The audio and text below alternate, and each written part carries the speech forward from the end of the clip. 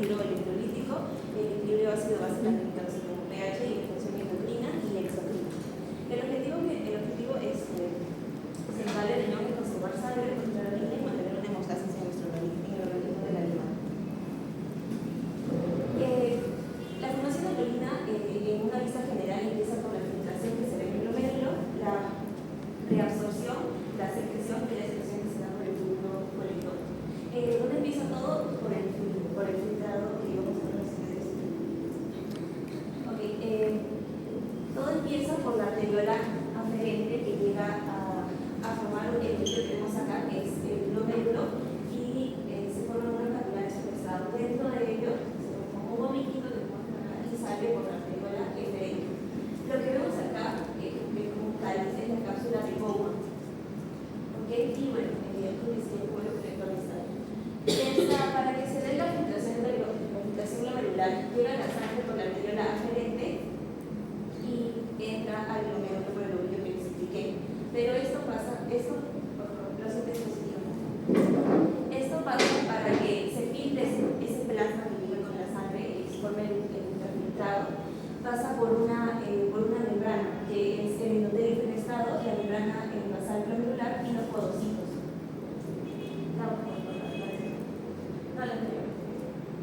Ahora, estos podocitos se encuentran en la parte de acá. Ahora, la cápsula de Bowman tiene dos partes, una parietal y una visceral. La parte visceral serían los podocitos, que podemos ver acá, y la parietal sería el epitelio simple que podemos ver por acá, que tiene glucocáliz, que tiene una carga negativa y por ende pequeñas proteínas que tienen igual carga. Por eso, en el ultrafiltrado no pasan células y proteínas grandes como la hemoglobina, sino el agua, el sodio, la glucosa y la urea, que son más pequeñas.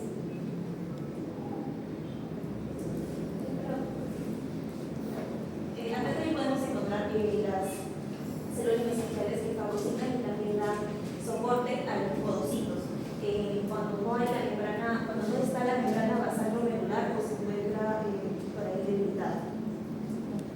Ahora, las fuerzas que producen la filtración son tres, también son conocidas como las fuerzas de Stabile. La presión hidrostática glomerular, que está a favor, la presión coleidoscópica o ongótica y la presión de la cápsula de Bowman. La presión hidrostática es de los fluidos que van a favor y la presión coleidoscópica es de las proteínas que van en contra. La presión efectiva de la filtración sería la presión hidrostática glomerular, que representa con la presión hidrostática de la cápsula de Bowman y la presión ongótica. Bueno, y acá el aclaramiento renal es también llamado depuración renal, es en que el niño va eliminando sustancias. Acá podemos también encontrar una fórmula, que es la tasa de excreción, que es igual a la tasa de filtración, la tasa de excreción y la tasa de reacción. Todo esto se da en el conjunto lo primero que tiene la diapositiva, que es filtración, reacción, excreción y nutrición. Ahora, la regulación del flujo sanguíneo renal y la velocidad de la filtración glomerular. Como les comenté, entra por la arteriola aferente, el arterio de capilares fenestrado y sale por la arteriola aferente. Esto es la tasa de filtración glomerular. Ahora, los factores de la tasa de la filtración glomerular son la presión efectiva de filtración y el coeficiente de filtración. Los mecanismos renales que se encuentran aquí vienen a ser dos tipos, intrínsecos y extrínsecos. En intrínseco vamos a encontrar el mecanismo biogénico y el mecanismo de retroalimentación tubular, que no necesitan de regulación neural, pero en cambio los mecanismos extrínsecos sí necesitan de regulación neural, como el sistema nervioso simpático, que termina aquí la angiotensina 2. Y los determinantes grupos sanguíneos, la presión de perfusión y la resistencia vascular, que aquí se ven afectados los mecanismos extrínsecos y extrínsecos. Esto se da porque el niño evita cambios de grupos en filtración. Ahora, acá el mecanismo biogénico se da porque hay una presión arterial alta, se aumenta la presión arterial, entonces la arteriola aferente se produce una vasoconstricción para que se regule la tasa de filtración glomerular y no se vean afectados el ultrafiltrado. En el mecanismo de retroalimentación tubulo-glomerular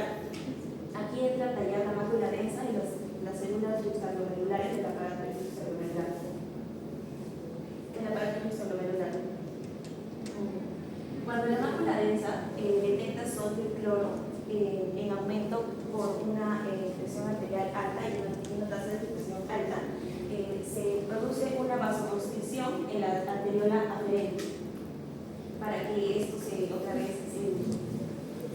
la tasa de filtración glomerular se regule. Y cuando hay una hipotensión, que puede ser producida por una hemorragia o estado de desgaste físico, también se produce una vasoconstricción.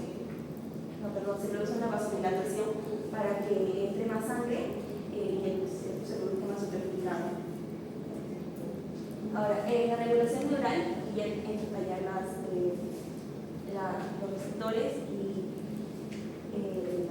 la angiotensina 2.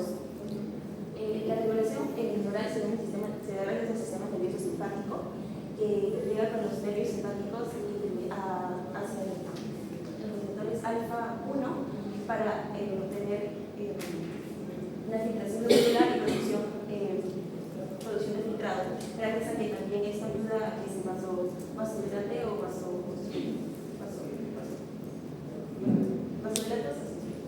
Y en los receptores beta 1, que son los receptores, están las células extraglomerulares, que simulan la secreción de la retina y aquí se ven en la mácula densa y en la pared extraglomerular. Y los receptores alfa 1, que son los receptores, aquí se ven en los epitelios. Ahora, los mecanismos y vasoconstrictores y vasodilatadores. En los mecanismos vasoconstrictores encontramos a la renina y en los vasodilatadores a la caliteína. En la renina se forma, interviene el angiotensinógeno y se forma la angiotensina 1, pero interviene el ACE, que es una enzima convertidora del angiotensinógeno y forma la angiotensina 2 y esto promueve la formación de la aldosterona. Y en cambio, en los vasodilatadores,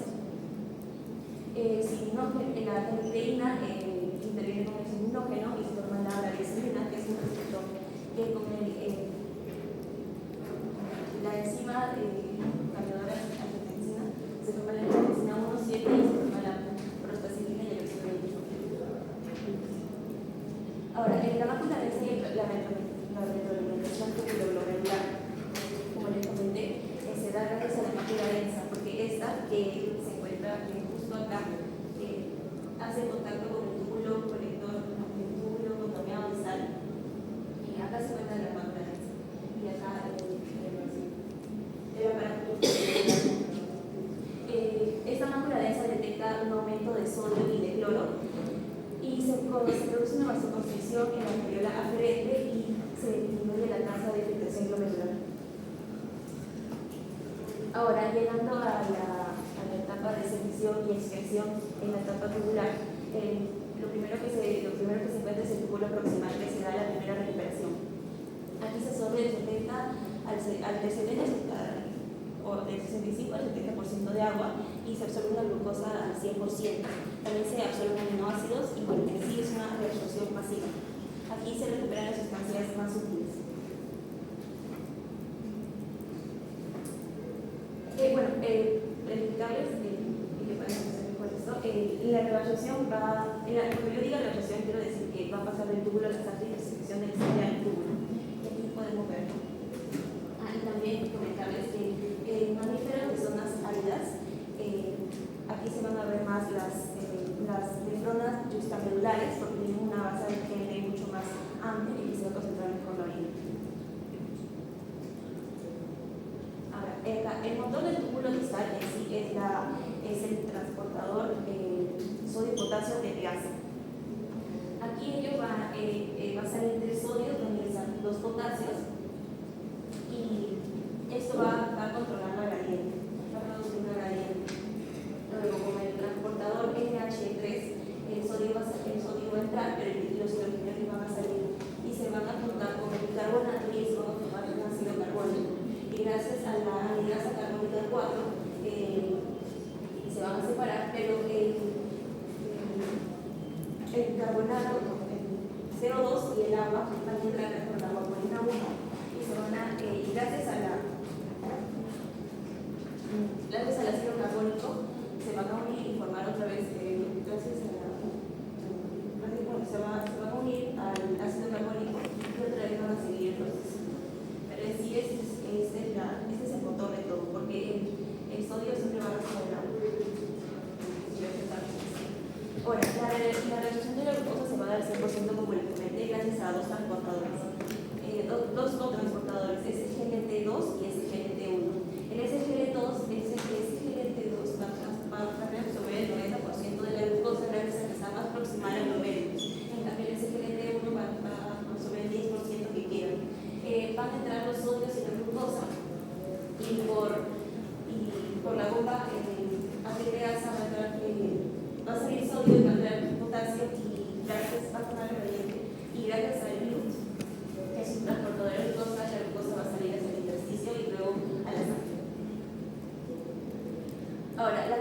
cloro, potasio, urea y H2O. Todo esto se va a porque, como les comenté en las diapositivas pasadas, al salir sodio va a arrastrar al agua, va a secretar potasio. Entonces aquí todo es como que van a seguir al agua. El agua puede llevar todo consigo, al sodio, al potasio y a la urea. Igual pasa con el bicarbonato. Bueno, el HCO3 para la ligasa carbónica van a formarse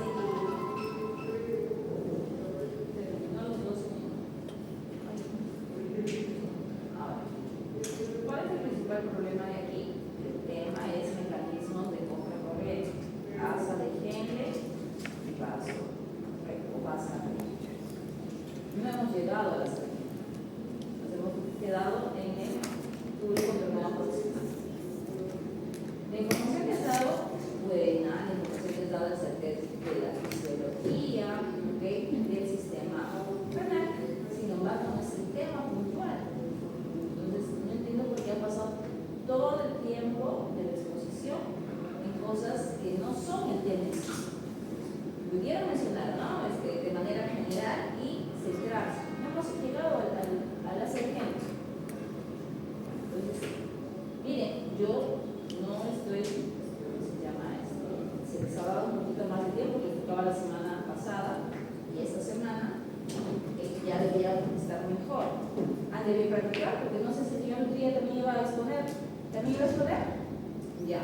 Entonces, has agotado todo el tiempo y no le has dado la opción a tu compañero.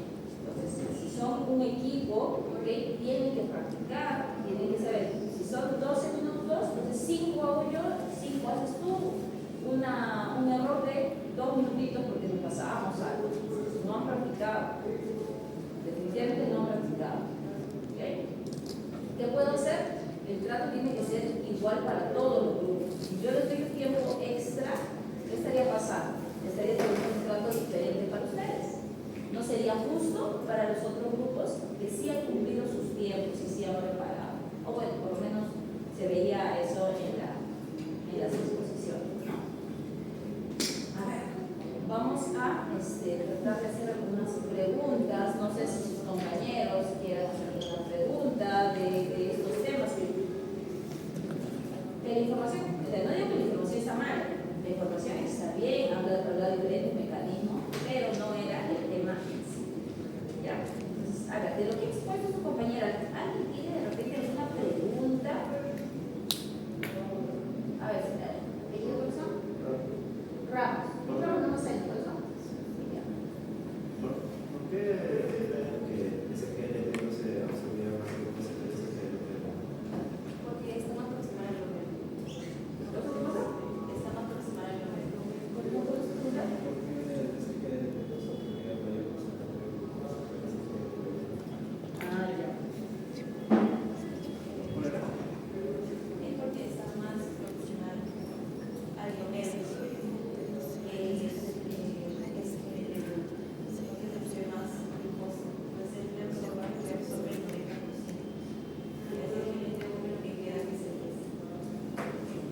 Sí, algo más. Ya, para que pueda. ¿Usted qué hace el tema? No es porque esté más cerca, ¿ok? Se trata acerca de la afinidad, ¿ok? Que va a tener ese transportador, ¿ok? Es un transportador que va a trabajar mejor cuando hay mucha concentración de glucosa, ¿ok? Ahí, ¿por qué puede usar el 90%? Porque tiene, digamos, a su disposición casi toda la glucosa que puede haber pasado, se puede haber ultrafiltrado. A diferencia del siguiente transportador que va a ser el que va a, digamos, recoger todo lo que ha sobrado. Se trata acerca de la afinidad, ¿ya? No es porque está más cerca, porque está más lejos, ¿okay? Por eso, si no, se diría pues SGLT, solamente SGLT, se llama SGLT1 y SGLT2, ¿ya? Bueno, ¿qué más? ¿Qué más? ¿Hay otra pregunta?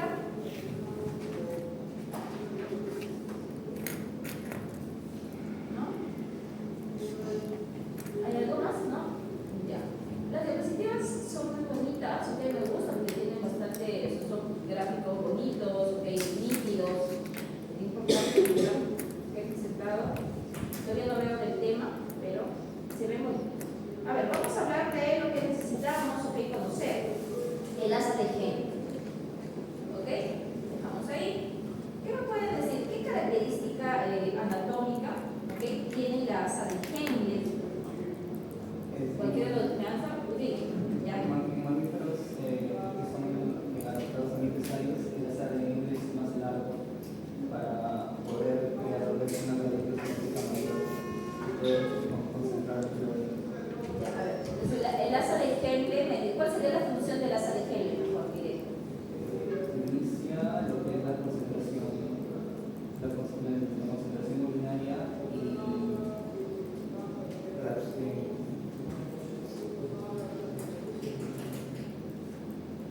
es que el filtrado mientras más desciende hacia una médula más hiperosmótica, lo que va a hacer es que el agua salga por los vasos hacia el intersticio, permitiendo eso es en cuanto a la toma descendente. A ver, entonces explica a sus compañeros. Bueno, díganle, se las eligen, ya se envía, se dan el tiempo para que puedan explicar. Ahí tienen el puntero, me parece. Este puntero, señor Trilla. ¿No? Ahí está el puntero para que puedan indicar a sus compañeros.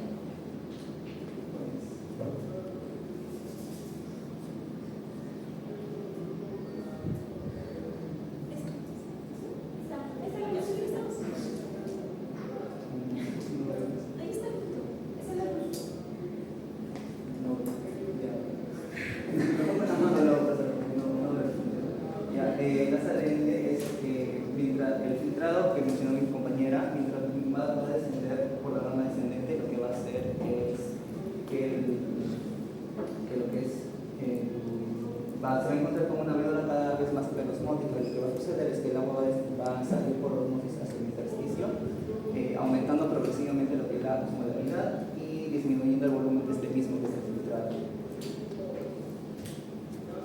Y en esa ascendente, En la ascendente va a ocurrir la rama ascendente. va a ocurrir todo lo contrario.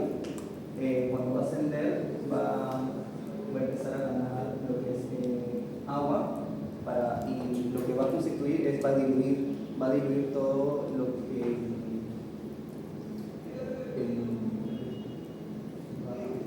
se va a reabsorber, va a comenzar la reabsorción de lo que es el sodio, cloro y potasio a través de los cotransportadores NKC2. Lo que va a ocasionar es que el agua, todo el concentrado, se va a volver cada vez más diluido. Ya, le estoy diciendo que ahí en la rama ascendente lo que va a hacer es ganar agua, ¿no? Sí. Ya. ¿De acuerdo, señorita Amor? ¿Sí? No. Les doy la oportunidad. La rama descendente es permeable al agua, sí, y la rama ascendente no es permeable. O de entrada o de salida. No es permeable. ¿Ok? Eso tiene que quedarse bien claro. Ya. Ahora hay una diferencia entre la rama delgada y gruesa de la rama ascendente. Porque ahí veo, ¿no? ¿Sí? Más delgadito y más grueso. Bueno, según como encontramos, lo que va a permitir esto es precisamente que el agua no ingrese a esta rama, y lo que sí va a permitir para poder permitir lo que será que los solutos, el cloruro y el sodio se queden en la médula renal.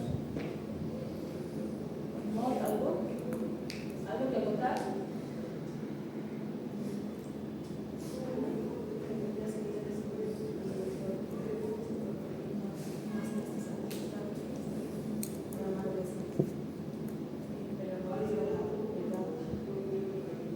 No se escucha muy bien, por eso porque sola o muy atrás. Dale, si te equivocas no importa. No importa. ¿Qué tal? Y si, o sea, como has leído, debes tener la información, pero te da vergüenza decirlo, dale. ¿Te equivocas? ¿Qué va a suceder? En la rama descendente encontramos una parte de filtrado y una parte de las impermeables al agua ambas, pero una es la que secreta el sodio y el cloro más y más. Ya, a ver, en la rama ascendente, la parte delgada, hay reabsorción de sodio, cloro, sí, pero va a haber una reabsorción, el término es reabsorción, no absorción, de manera, digamos, pasiva. En cambio arriba, vamos a ver que va a estar mediado por estos cotransportadores, NKC. ¿Y por qué es importante esta parte de la SADG? Porque parte de la función de la SADG es la concentración de la orina. Entonces, aquí en el asa de Henle van a actuar diversos fármacos. Por ejemplo, los fármacos, los diuréticos de asa. Los diuréticos de asa van a trabajar en lo que son los NKCC. Es importante mencionar esto.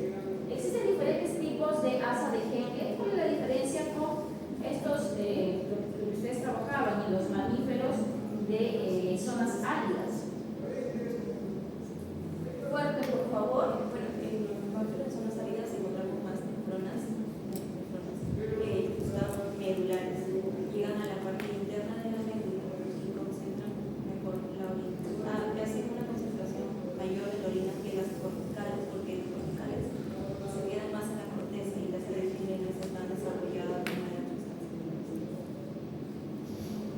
son nefronas, nefronas es la unidad funcional del riñón, donde tienen asas de Henle mucho más extensas, más profundas. Esto lo que va a permitir esto, como es más profunda esa asa de Henle, que parece una U, lo que va a permitir es que va a haber una mayor concentración de la orina. Como hay mayor superficie, más extensión para poder hacerlo. Por ende, como consecuencia vamos a ver que la médula renal en los riñones de estos animales que están en condiciones áridas va a ser mucho más extensa. Anatómicamente deben verlo. ¿Por qué dicen que son corticales o yuxtamedulares? Por la extensión de lo que es el asa de Henle, ¿no? Las corticales suelen quedarse en la capa, solamente la primera capa de la médula, chiquitas, las asas de Henle chiquitas. Incluso hay animales, no mamíferos, hay animales que no tienen asa de Henle. ¿Quién podría ser un animal que no tiene asa de Henle? De repente, por curiosidad, me lo han preguntado, ¿no? Por ejemplo, los reptiles mencionan que su asa de Henle es casi, no tiene. Por ende, no van a concentrar la orina. ¿Ya? Ya hemos visto las diferencias anatómicas, hemos visto la función de la asa de Henle. ¿Qué más hemos visto? Los transportadores, los NKCC. Los NKCC, ¿qué cosa hacen? Van a permitir la absorción de cloro, sodio y potasio en la rama central. Ya, en la parte gruesa, ¿no? Sí. Y al final, ese sodio, potasio y cloro queda ahí en el intersticio o a dónde va? O algo se vuelve a secretar. Llegan a un punto en que se quedan el sodio y el cloro quedan atrapados en la médula renal para poder tener lo que es la gradiente osmótica Ya, al final se secreta el niño. pero se quedan atrapados en la médula renal. ¿Cuál se secreta, por eso? Sale lo que es el sodio.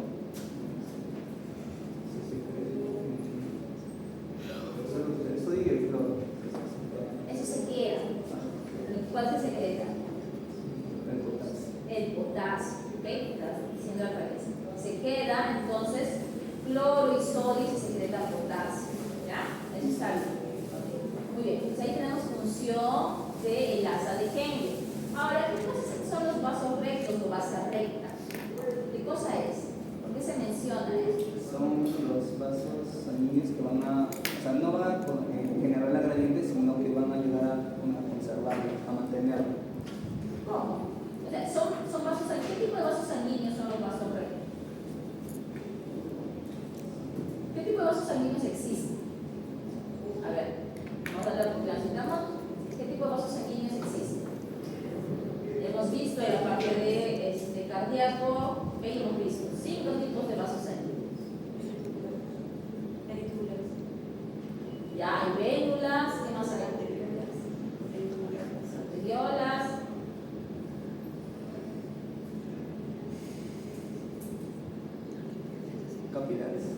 Capilares, ¿qué más hay?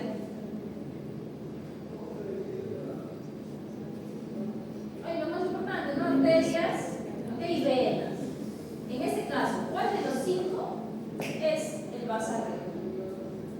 Vaso recto, ¿cómo quieran llamarlo? ¿Cuál será? Capilares. Un capilar, muy bien. ¿Por qué? ¿Qué función tienen los capilares?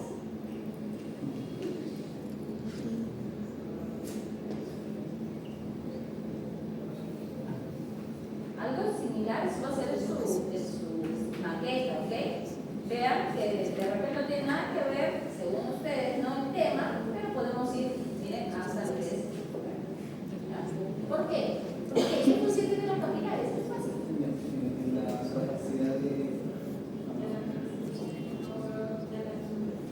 ¿qué? De reabsorber. ¿Dónde más hay capilares para que recuerden qué función tienen? Difusión. ¿Por qué difusión? Porque el endotelio es súper delgadito y muchas veces están fenestrados. En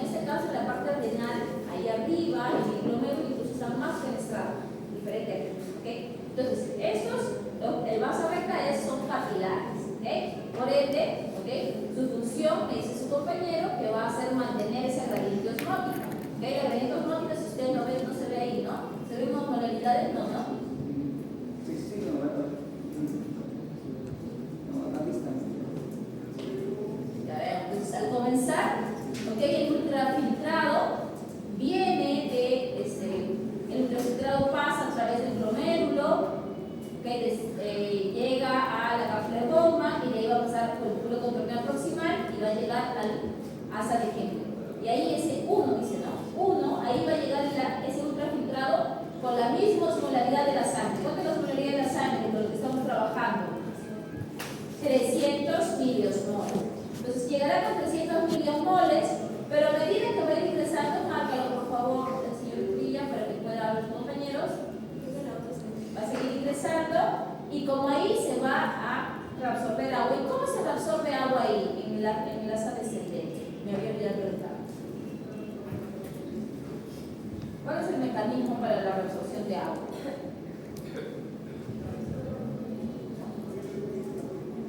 ¿No? Aquaporinas. ¿Okay? Aquaporinas. Entonces, por medio de la aquaporina se va reabsorbiendo agua y queda todo el soluto. El solvente se reabsorbe, entonces ¿qué va a quedar? Es como si no sé, a una limonada trataran de extraerle todo el agua y dejarle solamente el azúcar. Cada vez va a hacerse más y más y más dulce. Entonces, ese ultrafiltrado va a ser más concentrado. Vean que va a ir desde 300 hasta, se menciona en algunos casos, 1200, 1400. ¿Ok? Ahí, en la parte más baja, va a haber una concentración muy alta. Entonces, por eso es que va a ir, ¿okay? Produciéndose ese paso del agua, ¿okay? Hacia la parte del intersticio. Pero la cama ascendente es lo contrario, porque este es impermeable al agua. Si fuera permeable al agua, ¿qué pasaría? Más bien el agua también empezaría a salir. Pero como es impermeable, lo que va a pasar ahí es que se va a reabsorber lo que son los solutos. Ahí se van a absorber los solutos y el agua va a quedar igual. Entonces, que poco a poco, esa osmolaridad va a ir disminuyendo. ¿Y cuál es la función del vaso recto entonces? Ahí, ¿cuál es el vaso recto? En donde está ahí moradito con amarillo, ¿cuál es el vaso recto? Aquí no se ve, lo pusimos al costado para simular. ¿O cuál es el vaso recto ahí? Ahí está al revés. Este es el asa de ¿Cuál es el asa de Henle? ¿El amarillo? Estos dos. ¿Los dos son el asa de Henle? Esta parte, esta es la rama descendente y la rama ascendente. Nosotros pusimos la base recta al costado para poder ampliar lo que es las osmolaridades y la salida de agua. Por eso pusimos esta imagen al costado para que como referencia de cómo se veía lo que es. Ya. Entonces, si ese es el vaso recto que está al medio, ¿okay? ¿Cómo se relacionaría con la asa de Henle? Acá te puedo dejar los pulmones para que puedas dibujar. Cualquiera de los dos, ¿ya? Aquí están los pulmones. Si ese es el vaso recto, ¿qué relación tiene con el asa de Henle? Búsquenlo. Lo mismo hicimos en la otra clase. Esta música te está hablando mucho.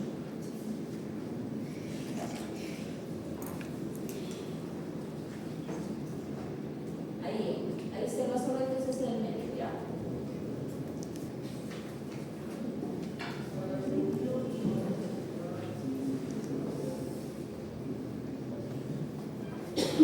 ¿Era del medio?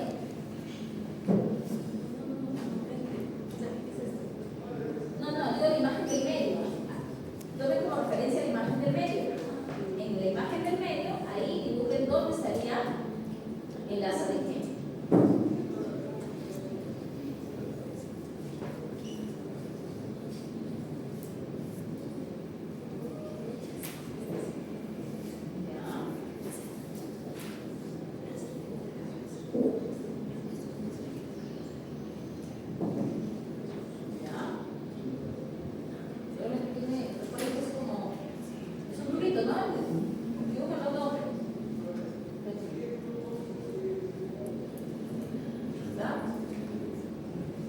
Entonces, miren, la dirección que está teniendo la sangre, ¿ok?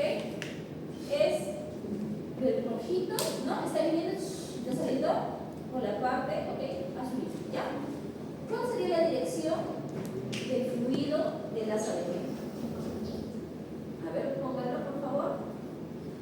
Con otro color, porque de acá no se ve nada.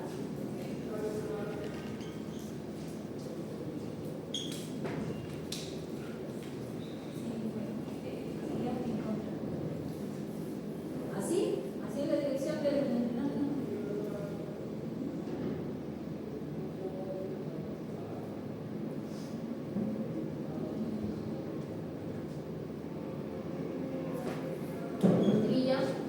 ¿Cómo sería la dirección del fluido? ¿Cómo iría? Recuerden que está el asa de Henle, ¿ok?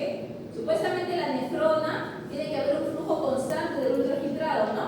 Tiene que ir pasando constantemente. Eso es evidente. ¿Cuál es la dirección de ese ultrafiltrado?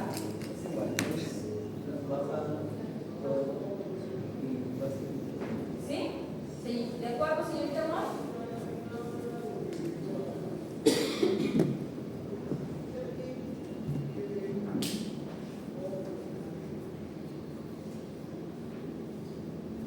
¿Sí? ¿No? 5, 4. Disculpe que la presione porque ya estamos ya mucho tiempo. ¿No? ¿No está de acuerdo?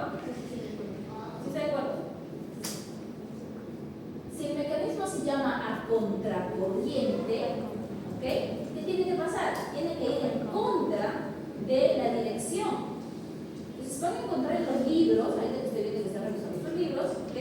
Que se dibuja, ¿ok?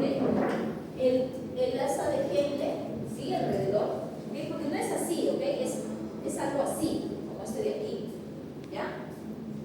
Pero ¿por qué se dibuja así? Para poder explicar el mecanismo, ¿ok? Que si es a contracorriente, si esto es así, eso tiene que ser por el otro lado, contra.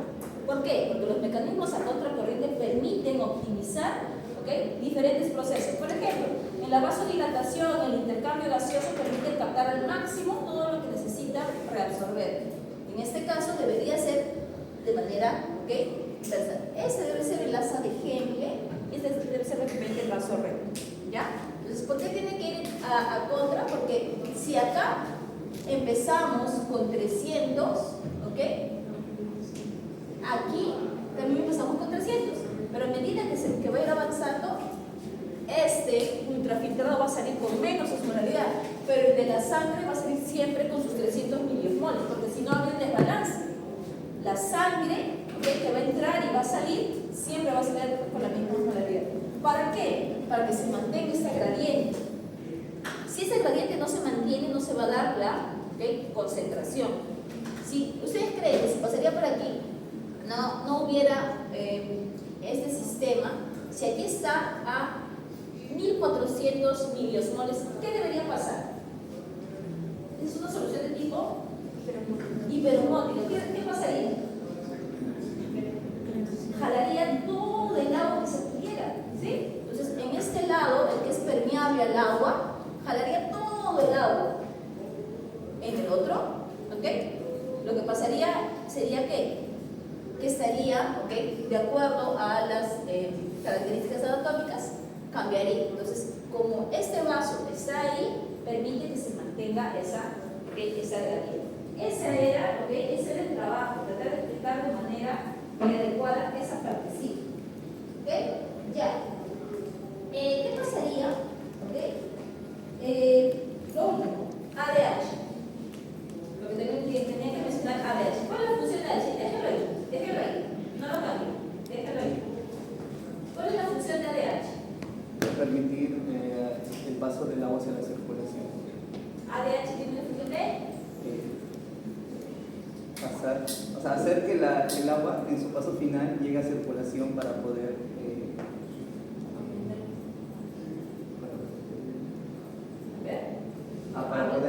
formar finalmente la orina y llegar a la vejiga para ¿no?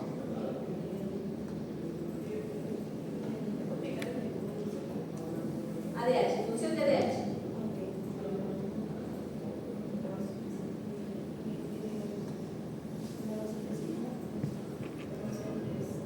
ADH o vasopresina o monoantidiurética, ¿ok? Cualquiera de ellos, o arginina vasoprosina, ¿ok? ¿Cuál es la función?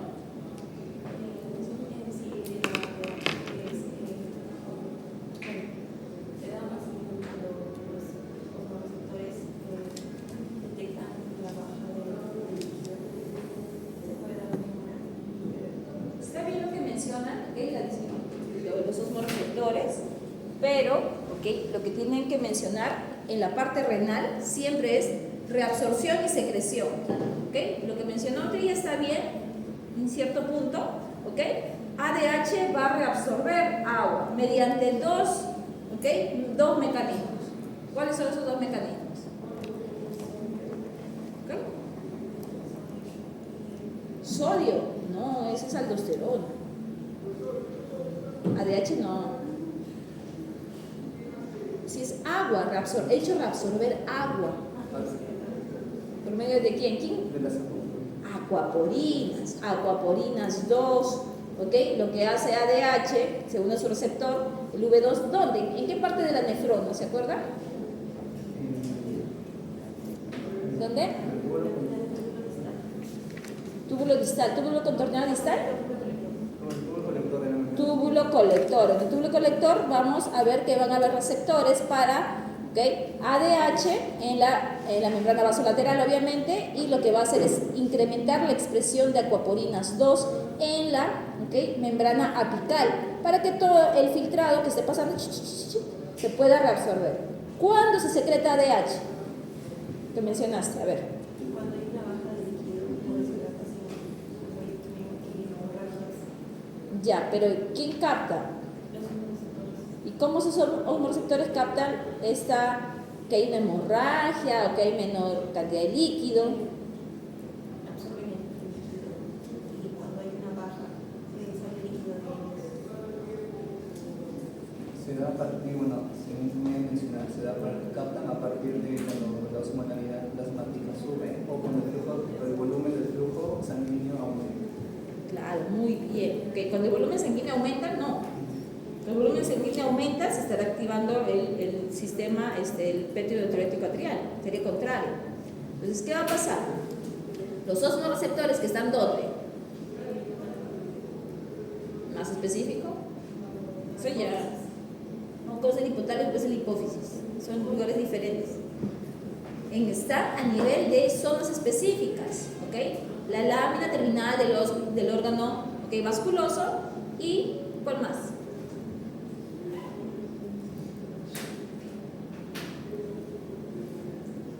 ¿No? El OVLT, ¿se acuerda? ¿Sí? El órgano vasculoso de la lámina terminal y el otro, ¿cómo se llama? Se me fue. En esos dos lugares existen osmoreceptores y como dice su nombre, ¿qué cosa van a captar? Cambios en la osmolaridad. Entonces, si yo necesito reabsorber agua, ¿qué debería pasar con la osmolaridad? ¿Debería incrementarse o disminuir? Incrementarse, la osmolaridad debería incrementarse. ¿Por qué? Si se pierde agua, solamente se pierde agua. La osmolaridad de los solutos deberían quedar, entonces la osmolaridad incrementa. Eso lo captan, algo como dijo la señorita Mott, los osmoreceptores son como unas neuronas que van a captar cuando hay mucho sodio, ¿ok? Van a ingresar este sodio y lo que van a hacer en esa neuronita es como que se cambia su formita, como que se deshidratan, digamos. Esa deshidratación lo que va a hacer es que esas neuronas liberen, ¿ok?, las señales. ¿Para qué? Para que a nivel del hipotálamo se produzca, ¿ok?, se incremente la producción de ADH y se libera a nivel de la neurohipófisis, ¿ok? Neurohipófisis. Y eso va a viajar vía sanguínea hacia ahí. ¿Cuál es la otra función de... ¿Cuál es el otro mecanismo? Un mecanismo más. Ya hemos visto aquaporinas y uno más. Falta.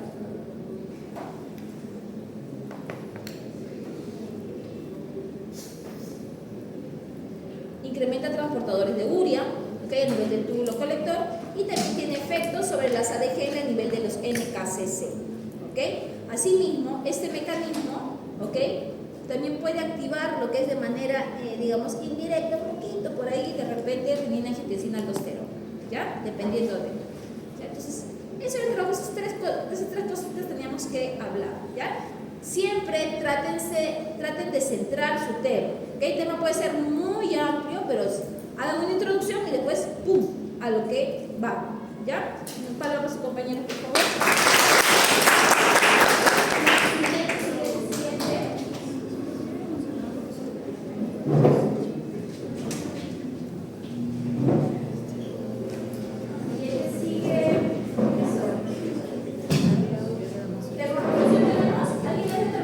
¿Sí o no? ¿La corrupción? Ya. Es alta energía. ¿Sí, no? Mamá. Vamos a borrarlo de la cara. Sí, por favor. Dicen que hay una gran Ahora, ya no es nada difícil, ¿ah? Cosas básicas, ¿ah? Ya no saben ya.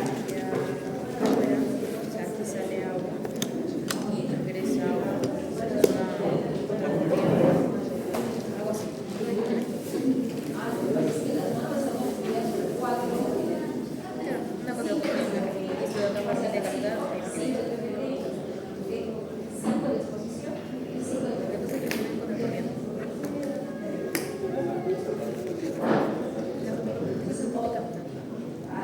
Recuerden que la nota de seminario o investigación formativa está compuesta por 4 componentes, compuesta de 4, ¿sí? 1 es la monografía, es de 1 a 5. Si está hecho por IA, obviamente 0, ¿ok? Por si acaso, ¿ya? Yo subo todo al software, me dice que es IA, me ahorro el leer, ¿ya? ¿Qué más? El otro componente es las PPTs, ¿ok? Hay muchas PPTs muy bonitas, explicativas, pueden ir también del 1 al 5, ¿sí? El otro componente es la exposición, cómo expongo, ¿ok? Si es que no logran exponer, ¿qué puedo hacer? ¿Cómo les puedo poner la nota? Entonces, por eso pónganse de acuerdo, o sea, ¿ok?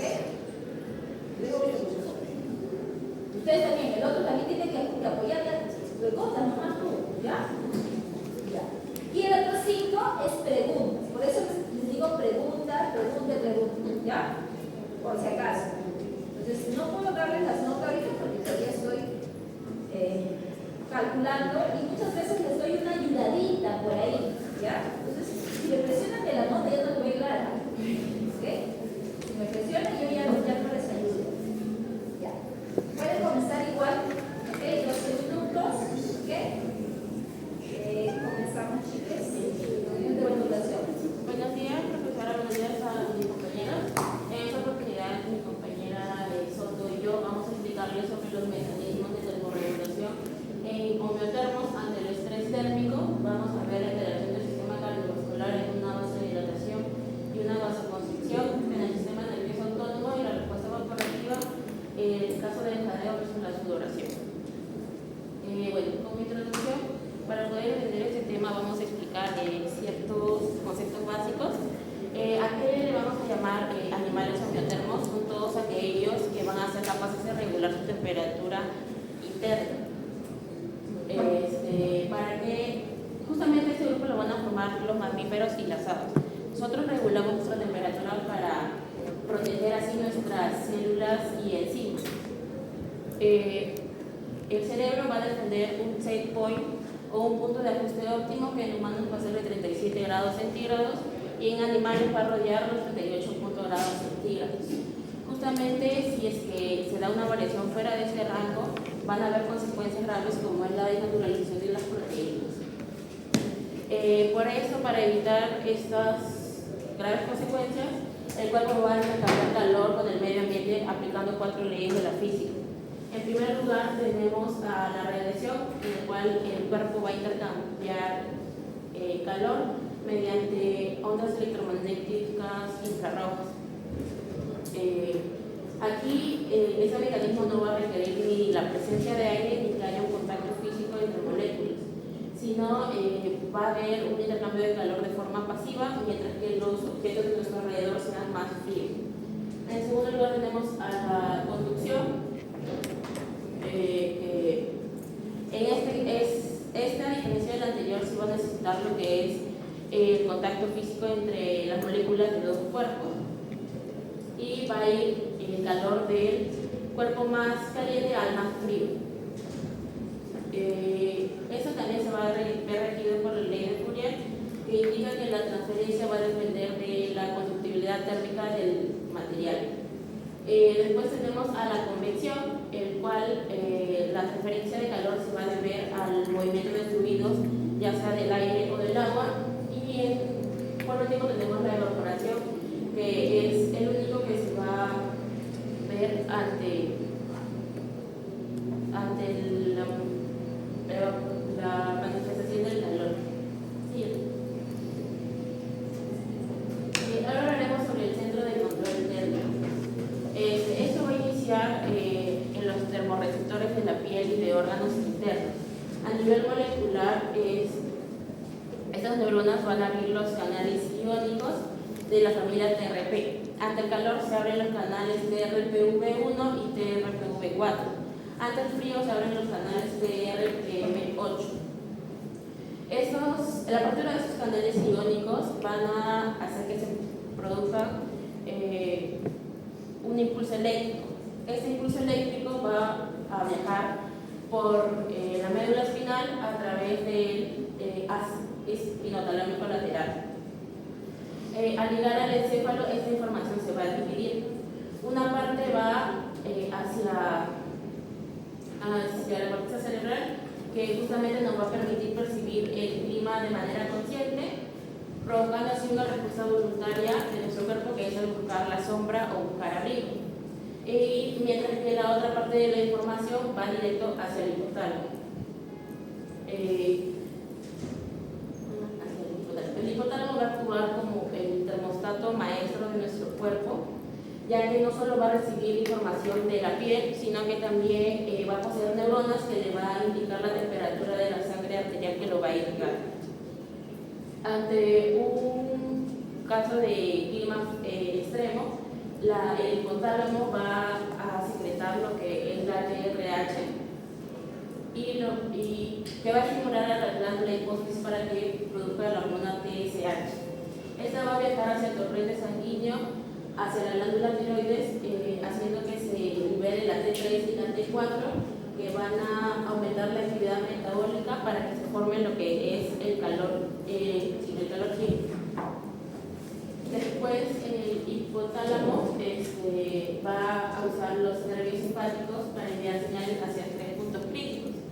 Tenemos a la glándula suprarrenal, que va a liberar lo que es la adrenalina, que justamente con la T3 y la T4 van a aumentar lo que es la actividad metabólica.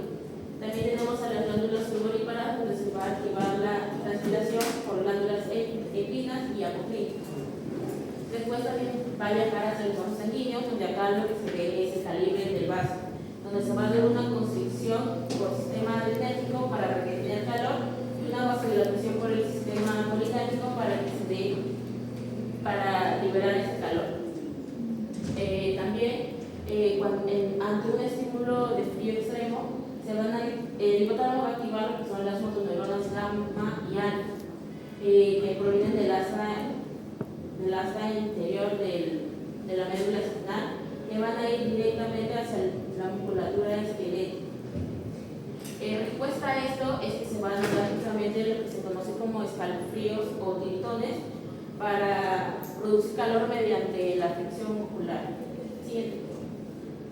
Bueno, ahora vamos a hablar sobre un efector ante un estrés por calor, en el cual tenemos el control cardiovascular y la vía molecular de la vasodilatación pulsante. Esto se va a dar. ¿Por qué hablamos de una vasodilatación en primer lugar? Primero hablamos de una vasodilatación porque cuando el cuerpo tiene un exceso de calor interno, lo que va a buscar es expulsar ese calor hacia el exterior.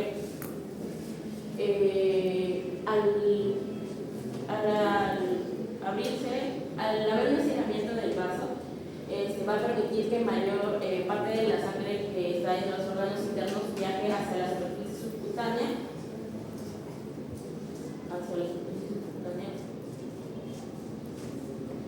Bueno, la vasodilatación a un nivel microscópico va a empezar en la célula endotelial, donde el cerebro va a identificar que quiere liberar el calor, por lo que el sistema simpático va a liberar lo que es la acetilcolina, que se va a unir a su receptor muscarínico F. Esta unión va a ser como una señal para que se forme para que se active la enzima NOS, que es óxido nítrico sintasa. Este óxido nítrico sintasa se va a unir al aminoácido L-arginina para transformarlo y producir lo que es el gas óxido nítrico. El gas óxido nítrico va a ser tan ligero que se va a viajar libremente hasta llegar a lo que es, la célula del músculo liso. Acá va a activar lo que es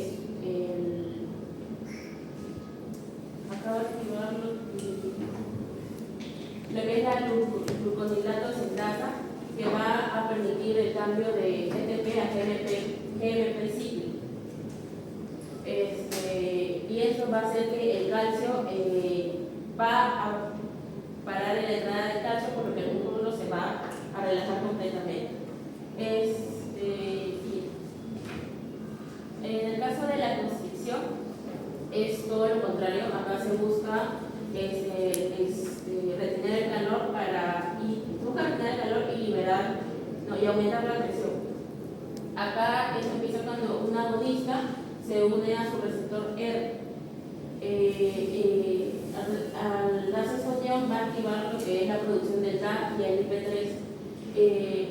Justamente el IP3 es lo que va a viajar hacia el retículo cytoplásmico, indicando que libere las concentraciones que guarda de calcio, mientras que en la superficie el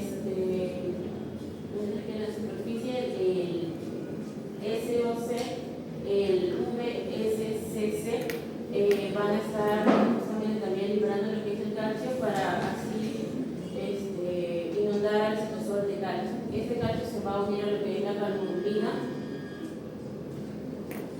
y se va a dar se va a unir la actina a la miocina.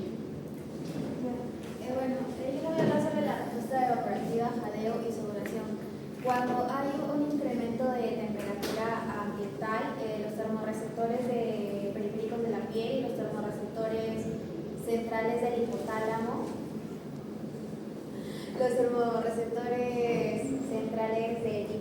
detectan un incremento en la temperatura térmica, por lo cual mandan información hacia la parte preóptica del hipotálamo anterior. Y el hipotálamo anterior utiliza vías eferentes del sistema nervioso autónomo y centros respiratorios del tronco encefálico, y al activarse esto se incrementa la frecuencia respiratoria produciendo el jadeo. Durante el jadeo se empiezan a pasar grandes cantidades de aire en superficies húmedas como la cavidad nasal, la cavidad oral y las vías respiratorias superiores. Las vías respiratorias superiores.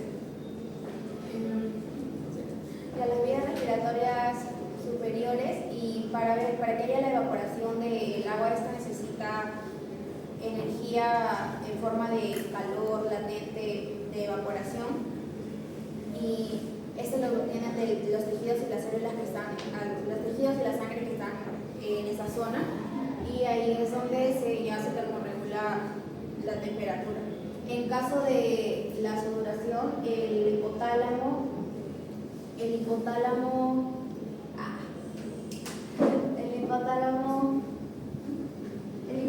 se estimula las glándulas sudoríparas, y estas liberan agua y electrolitos. Cuando liberan agua y electrolitos en la superficie superior, estas necesitan evaporarse para pasar de estado líquido a estado sólido, y eso necesitan energía térmica, las cuales la obtienen de la sangre y los tejidos que se encuentran en los vasos cutáneos. Y así se da la termorregulación mediante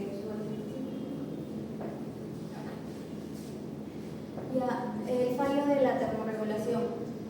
Cuando hay una temperatura ambiental muy extrema, o hay un tiempo de exposición muy prolongado a la temperatura, el cuerpo los mecanismos de termorregulación dejan de ser suficientes. A pesar de que haya jadeo, sudoración o la vasodilatación, como dije, esto deja de ser suficiente, ya que la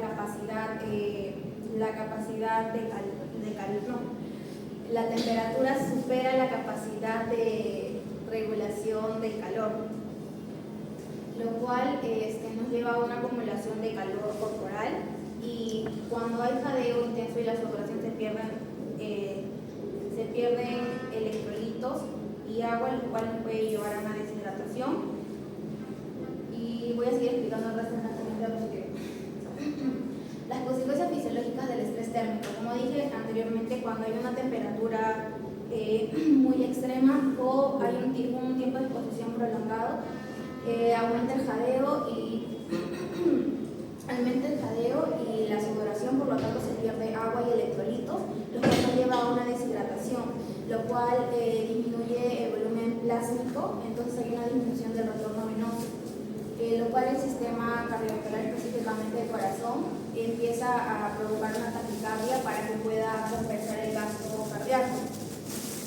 Pero si la deshidratación sigue o la pérdida de líquido sigue, va a pasar una disminución de la perfusión celular. Y aquí es donde las células empiezan no hay oxígeno suficiente ni nutrientes, por lo tanto se da un enfoque celular.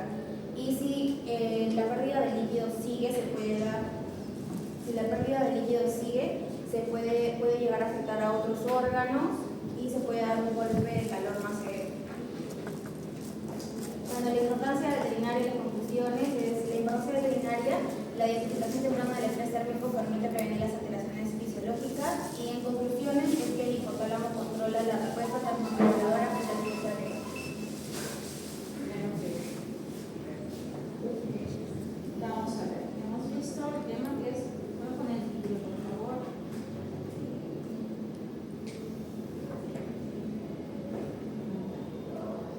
Vamos a ver, ¿hay preguntas? ¿Alguien? ¿Su atención? ¿Nada? Entonces, esto que tenía que hablar aquí era sobre la regulación del calor. ¿Qué entendemos por termorregulación? Ustedes, Guamán, ¿cuántos no me parece que fue? Carlos.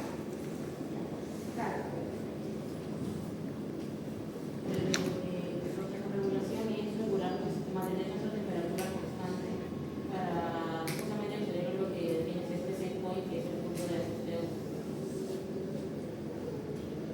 Bueno, es lo que dice el nombre, ¿no? Termorregulación.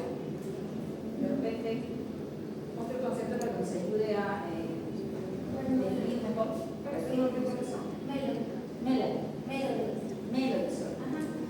Bueno, lo que yo entiendo por termorregulación es la capacidad, como dice su nombre, es la capacidad del cuerpo para regular temperatura y la temperatura. Lo mismo que tú ahí. ¿Ok?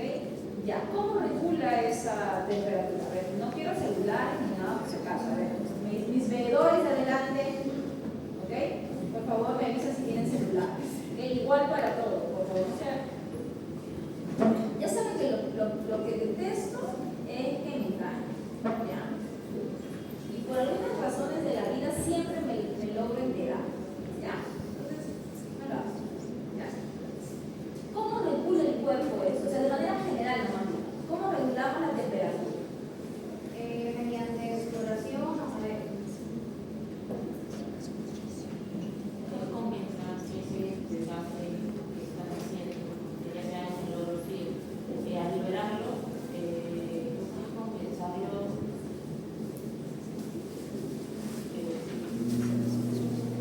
¿Cómo se regula? Se regula, ¿ok? Mediante la producción de calor, ¿ok? Y la eliminación de eso. ¿Para qué? Para mantener la temperatura corporal dentro del set point, como decimos su compañero. ¿Ok? El set point, ¿qué cosa es? Es el punto de regulación, digamos, el parámetro en los que la temperatura corporal está dentro de los valores óptimos, como mencionó también, ¿ok? Donde se van a dar de manera adecuada las diferentes reacciones, ¿ok? Químicas y químicas. ¿Ya? Entonces, es eso, ¿ok? Un balance entre la producción y la eliminación del calor. Ok, ya. Dentro de estos mecanismos de regulación de la temperatura, tenemos la actividad, por un lado, del sistema cardiovascular, ¿ok? El sistema nervioso, y esto es lo que va a mandar, digamos, la respuesta. En este caso vamos a hablar de lo que es jadeo y sudoración. Bien explicaron al comienzo los mecanismos de disipación del calor, ¿no? ¿Cuáles eran? Evaporación, radiación, conducción y convección. Cada uno de lo que es evaporación, radiación, Convección y conducción. cada una de estas, ¿ok? Voy a mencionar algunos ejemplos, ¿ok? Y cada uno de estos mecanismos, ¿ok? lo va a utilizar el cuerpo. Pero cuando alguno de estos falla, nos vamos a ir por el lado de lo que sería jadeo y sudoración. Jadeo y sudoración, ¿cuál de estos mecanismos de disipación de calor estaría utilizando? Disipación de calor. Claro, ¿cuál estaría utilizando? Convección, evaporación, radiación, conducción. ¿Cuál de estos? La radiación. Radiación. Sí, Señorita Melody. Evaporación. ¿Por qué sería evaporación? Porque como mencioné anteriormente, por el caso de las, bueno, no sé si lo pusieron más o menos, pero en el caso de la sudoración, como dije, el sistema nervioso, cuando uno tiene, no, perdón, el hipotálamo,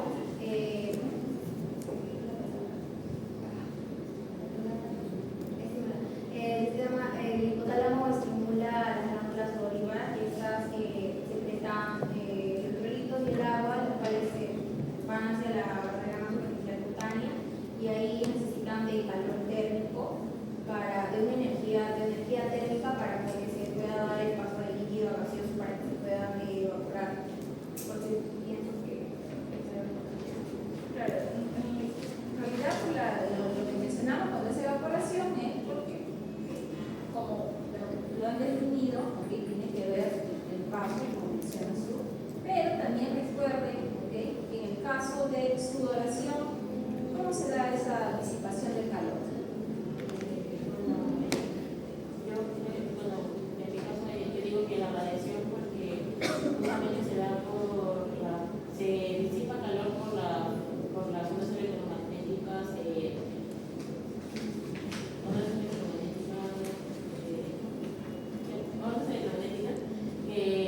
justamente no necesitas tocarse para sentir la energía que botan los demás. Por ejemplo, en un salón de clases uno siente el ambiente, bueno, por así decirlo, pesado, por el calor que emana del cuerpo de los demás sin necesidad de tocar. Claro, pero como respuesta vas a producir, ¿okay? Lo que es el sudor. Entonces, el sudor es agua, parte de agua. Entonces, el agua tiene la capacidad de atrapar el calor entre los enlaces de hidrógeno. Lo van a captar, tiene esa gran capacidad de captar el calor. Por eso es que en zonas, en la playa, ustedes cuando van, cuando hace calor, ustedes no sienten tanto calor como cuando están no sé, en la ciudad. Donde hay una fuente de agua van a sentir menos calor. Pero después se van a dar cuenta, están achicharrados, se dan cuenta. ¿Por qué? Porque el agua tiene esa capacidad de atrapar el calor, ¿verdad? Ahora, en el caso del jadeo, para cualquiera de las dos, ¿qué consecuencias traería el jadeo en animales? ¿O cómo es el mecanismo del jadeo? ¿Qué es lo que va a pasar con el jadeo? cuando el hipotálamo siente que hay una temperatura elevada, por el ejemplo, cuando siente que hay una temperatura elevada, cuando siente que hay una temperatura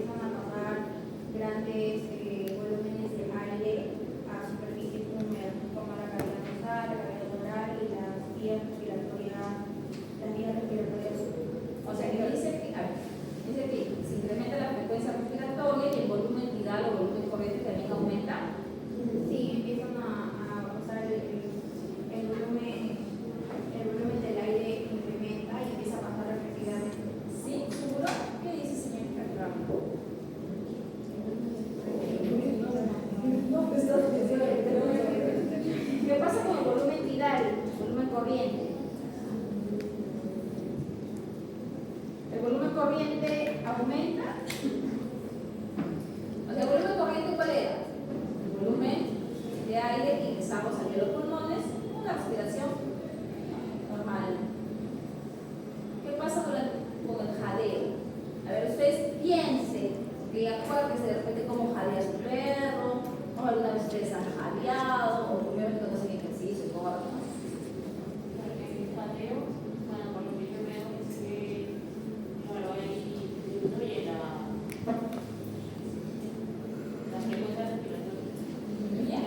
No, pero provocando casi el corazón late mucho más rápido. Ya, ok. Una cosa es cierta, va a incrementar la frecuencia respiratoria, sí, pero el volumen tidal, ¿ok?, va a disminuir. Ustedes ven, ¿ok?, ¿qué cosa pasa? Están los animales, ¿ok?, no están en, ¿cómo se llama? No están, ¿sí, no? Están con la lengua afuera, porque ese es un mecanismo para poder, ¿no?, disipar el calor, ¿ya? Entonces por ahí es un vital. ¿Qué diferencia hay? ¿Ok? ¿O qué diferencia, digamos, o qué beneficios tendría una respecto a la otra en cuanto a la sudoración y el jadeo? ¿Habrá alguna ventaja? ¿Son iguales? ¿No tienen ninguna diferencia? Da igual si es una o es otra.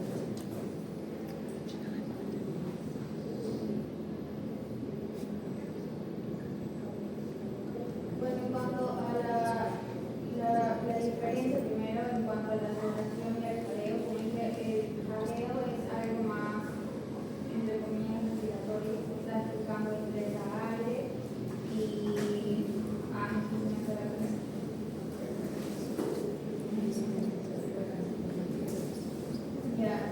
ingresa aire y por la superficie húmeda de la cavidad nasal, oral y las vías respiratorias superiores. Y aquí, como dije, es una superficie húmeda la cual necesita evaporación de agua también, lo cual también utiliza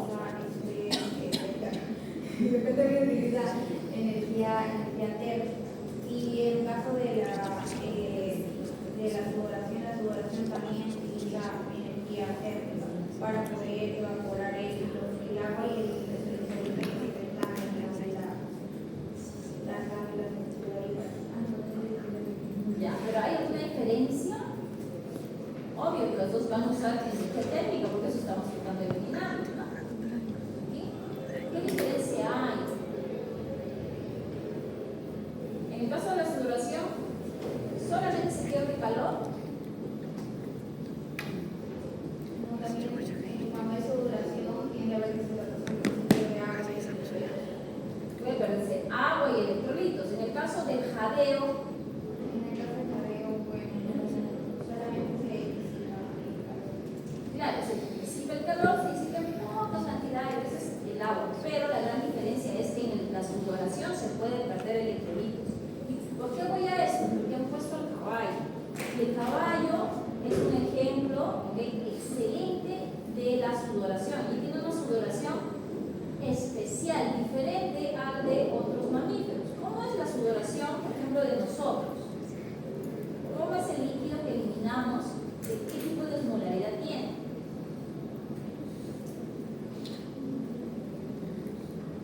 ¿Qué cosa eliminamos? Y ahí debieron de mencionar lo que son tipos, por ejemplo, de glándulas sudoríparas. Existen tipos de glándulas sudoríparas, deben haberlas visto, de repente también en histología, no lo sé. ¿Ok? ¿Sí? ¿Recuerdas? ¿No? Las ecrinas, ¿ok? Y las apocrinas, ¿no? Con las diferencias del caso y las ubicaciones que van a tener. ¿Qué pasa con el caballo? ¿Qué tipo de sudoración tiene el caballito?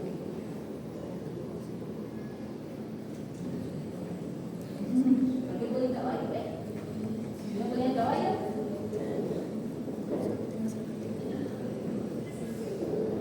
Entonces, por ejemplo, seres humanos, ¿qué perdemos? Principalmente agua, ¿no? Agua. Muy poquito de electrolitos, muy poquito. En el caso del caballo es diferente, porque la sudoración del caballo es de tipo hipertónica. El caballo pierde de cosas, pierde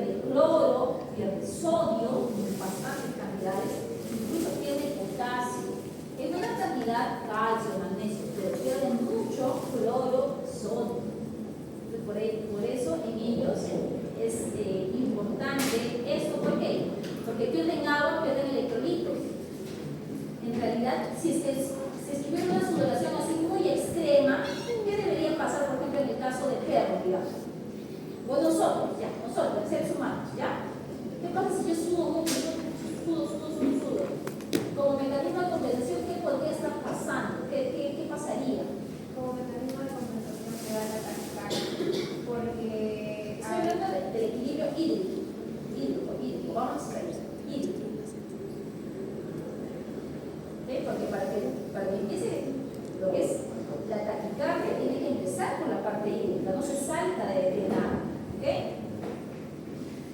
Si pierdo agua, ya me decían, pero ¿dónde se nota? ¿Quién capta eso? O sea, recuerden que tiene que haber como que un orden, ¿no? Para que sea captado. Si yo me deshidrato, ¿okay? Por sudoración, ¿dónde va a estar captándose esa señal? Ahí ese rato lo hemos visto, ¿okay? En la exposición pasada lo hemos visto. Si pierdo agua, ¿okay?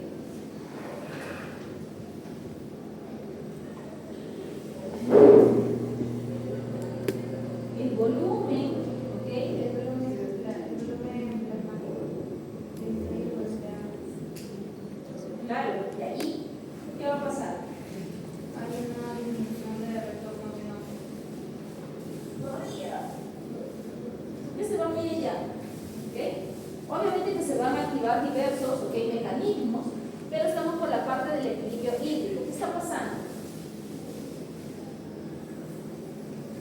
Si se disminuye agua, ¿ok? La concentración en el líquido, ¿ok? Extracelular, ¿ok? Se va a concentrar. ¿Quiénes van a activarse? Los fosforeceptores a nivel del hipotálamo. ¿Qué va a producir? Células. ¿Pero qué pasa en el caballo? No se pierde solamente agua, también se pierde electrolitos. Entonces está perdiendo agua, está perdiendo electrolitos.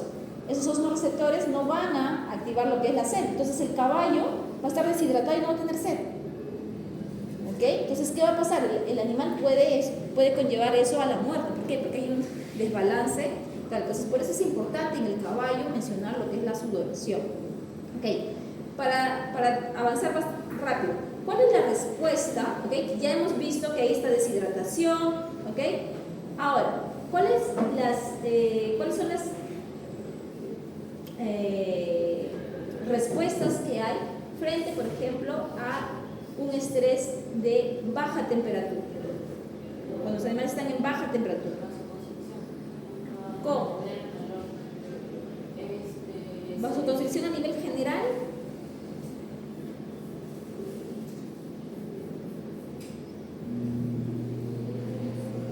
A ver, hace frío, ese frío es captado por algún receptor, ¿no? Recuerden, alguien tiene que captarlo, tiene que activarse en algún lugar, ¿ok? Y después de haber una respuesta. ¿El sistema? ¿Lo va a captar el sistema colinérgico? No, va a liberar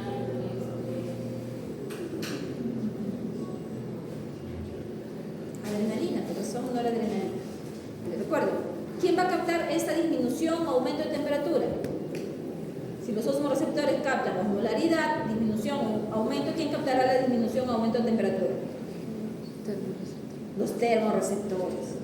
Los termorreceptores van a captar este aumento y disminución de la temperatura, enviarán la información vía sensitiva hacia el centro de regulación de la temperatura corporal. ¿Cuál es el centro de la regulación de temperatura corporal? El hipotálamo. ¿Qué área? Porque el hipotálamo tiene un montón de áreas. El área preóptica. Pues ahí en el área preóptica lo que va a suceder es que esa información que está llegando de la temperatura se va a, digamos, comparar con el set point. Si está por encima o por debajo va a haber una respuesta. Y esa respuesta puede darse, ¿por qué? Por la activación por parte nerviosa, el sistema nervioso autónomo. ¿Ok?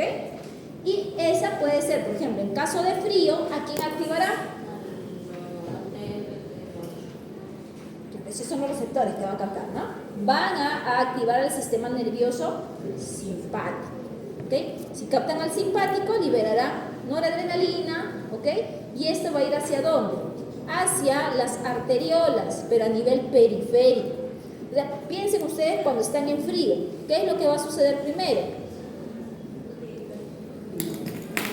Ustedes van a tratar de mantener el calor. Entonces, cuando hace mucho frío, ¿qué va a pasar?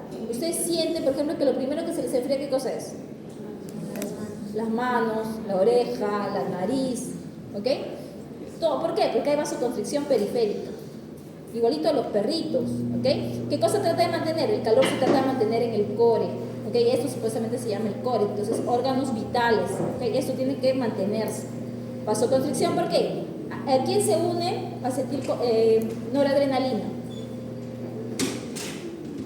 ¿Qué tipo de receptores tiene noradrenalina?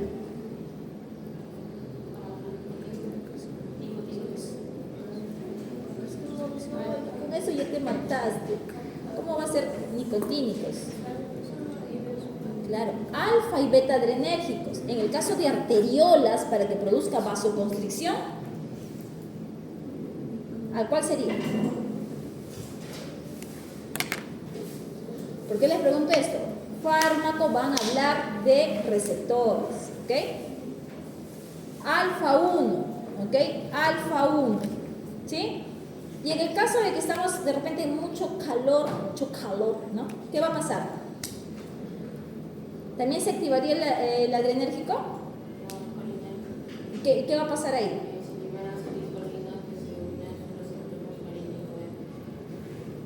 Ya, ¿y qué va a pasar? ¿Cuál va a ser el resultado? ¿Ya?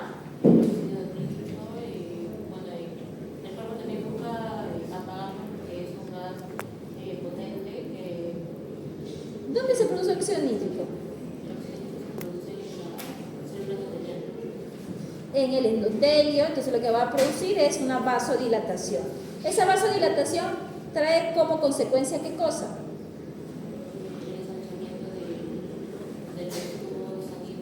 Ya, pero a nivel cardíaco,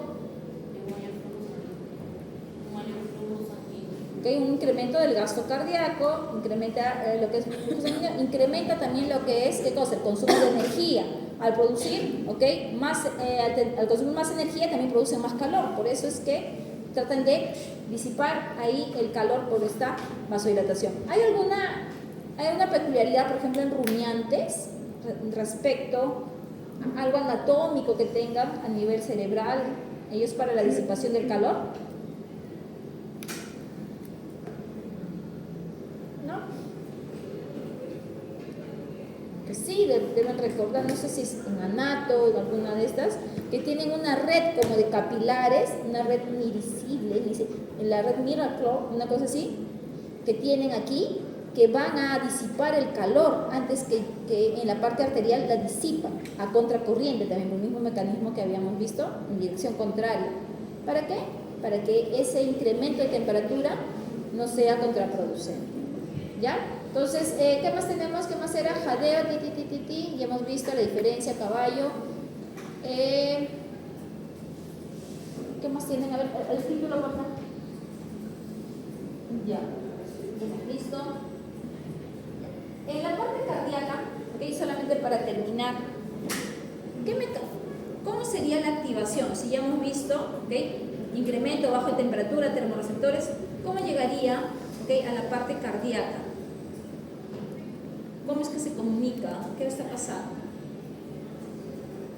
Bueno, ahora sí, cuando se da el aumento de la temperatura, es contraindicando, o sea, corre la deshidratación, se disminuye el volumen plasmático y ahí hay una disminución también del retorno venoso. Y ahí, bueno, en consecuencia, el corazón cardiovascular produce una taquicardia para tratar de regular lo que es el gasto.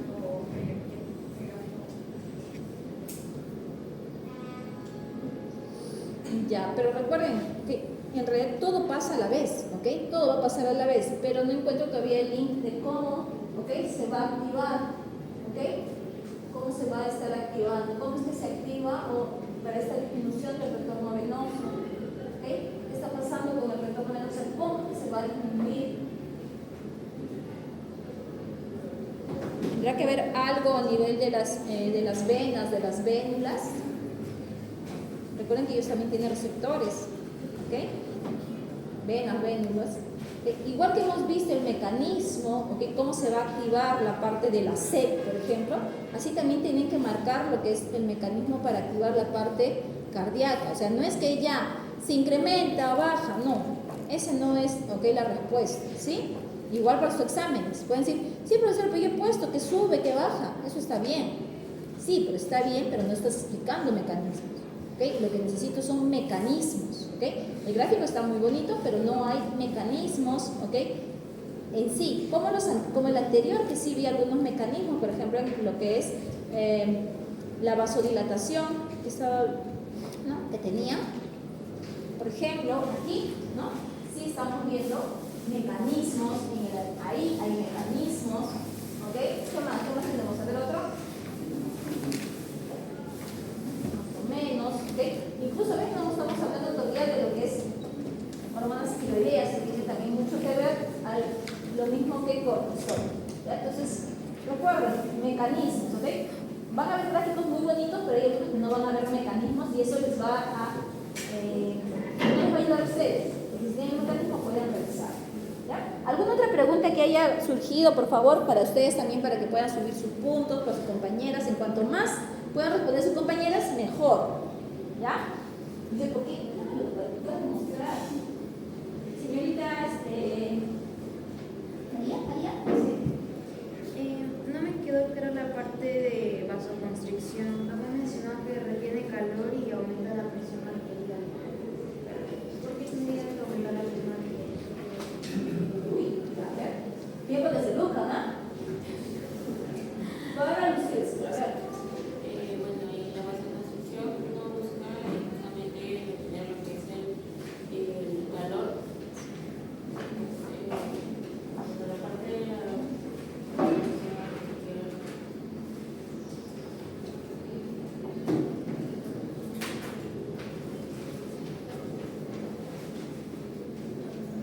Compañera menciona la vasoconstricción y cómo esto influye en el incremento de la presión arterial, ¿no? Ya. Miren, el señorita les ha armado así, para que ustedes maten. ¿Ok? O les ha puesto así, le ha dado un pase, esa vaina del fútbol, una cosa así. Ya, si ustedes no la...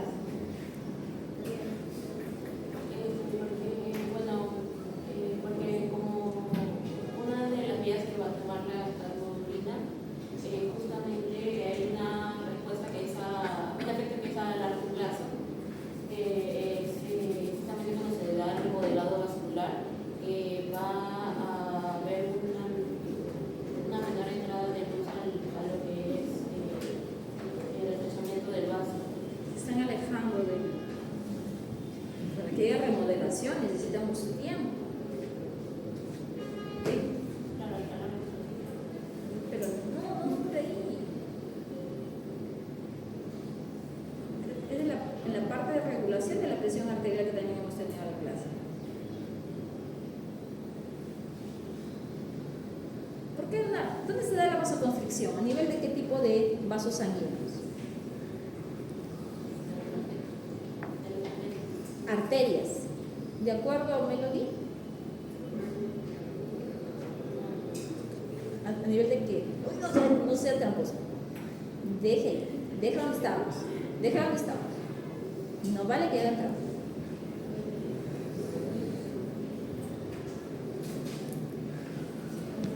¿No? ¿Dónde? Y ahí está la respuesta. ¿Qué son? ¿Venas? ¿Alguien sabe? La pregunta que hizo mi compañera. Claro. ¿Alguien sabe dónde se produce esta vasoconstricción periférica? ¿A nivel de dónde? ¿Dónde? Capilares. Me muero. No, ¿dónde es? ¿Cómo va a ser en capilares? Los capilares hace rato habíamos visto que los capilares tenían ciertas características. ¿Con qué? Un endotelio delgadito y no tienen algo esencial, ¿ok? Como por ejemplo esto. Sinatina, que sí lo tienen un tipo de vasos que son las arteriolas. ¿Y las arteriolas qué cosa hacen? Las arteriolas son las que regulan la presión arterial. ¿Se acuerdan? Entonces, por eso, una vasoconstricción de tipo periférica va a incrementar la presión arterial, sí, porque son las encargadas de regular la presión arterial ellas. ¿Ok? Entonces esa vasoconstricción, como va a disminuir el flujo a nivel de esos lugares, va a ayudar a mantener esa presión arterial elevada. Obviamente va a ser por un momento, por eso es que incrementa la presión arterial. ¿Ok? Es como respuesta también del sistema nervioso, ¿se acuerdan? Simpático. ¿Sí? Es respuesta, parte de la regulación. Recuerden, 3 tipos de regulación de la presión arterial. Nervioso, sistema nervioso autónomo, ¿okay? Adrenalina, noradrenalina. El otro es endocrino por angiotensina 2 y el otro es local por el balance de endotelina óxido nítrico. ¿Okay? Son ambas. Solamente tenían que mencionar eso. ¿Y está en el anterior? A ver. ¿Está? Tiene que ser arteriola. ¿Por qué? Porque arteriola tiene músculo liso. Si no hay músculo liso, no va a poder hacer vasoconstricción o vasodilatación. ¿Ya? Ok. ¿Alguna otra pregunta? ¿Ya no? Ya. Acompáñame a tus compañeras, por favor.